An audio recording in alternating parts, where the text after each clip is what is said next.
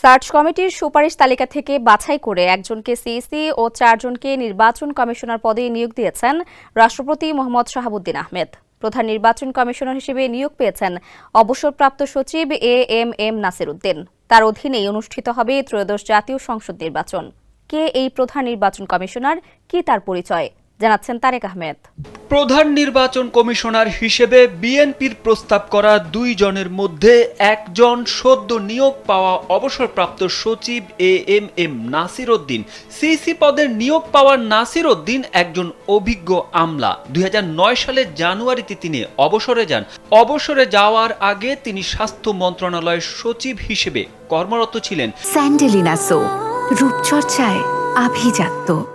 এর আগে তিনি জ্বালানি ও খনিজ সম্পদ মন্ত্রণালয়ের সচিব হিসেবেও দায়িত্ব পালন করেন।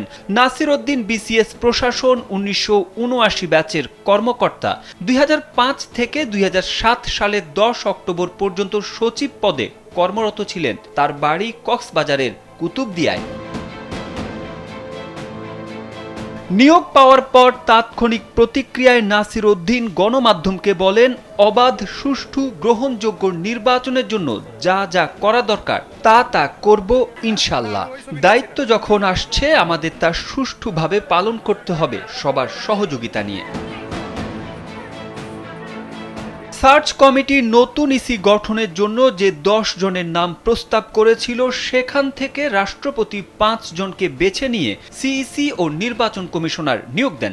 বৃহস্পতিবার মন্ত্রিপরিষদ সচিব ডক্টর শেখ আব্দুর রহমান স্বাক্ষরিত পৃথক দুটি প্রজ্ঞাপনে নতুন ইসি গঠনের কথা জানানো হয়। অন্য ৪ জন নির্বাচন কমিশনার হলেন অবসরপ্রাপ্ত অতিরিক্ত সচিব মোহাম্মদ আনোয়ারুল ইসলাম সরকার, অবসরপ্রাপ্ত জেলা ও দায়রা জজ আব্দুর রহমানেল মাসুদ, অবসরপ্রাপ্ত যুগ্ম সচিব বেগম তহমিদা আহমদ এবং অবসরপ্রাপ্ত ব্রিগেডিয়ার জেনারেল আবুল ফজল মোহাম্মদ সানাউল্লাহ।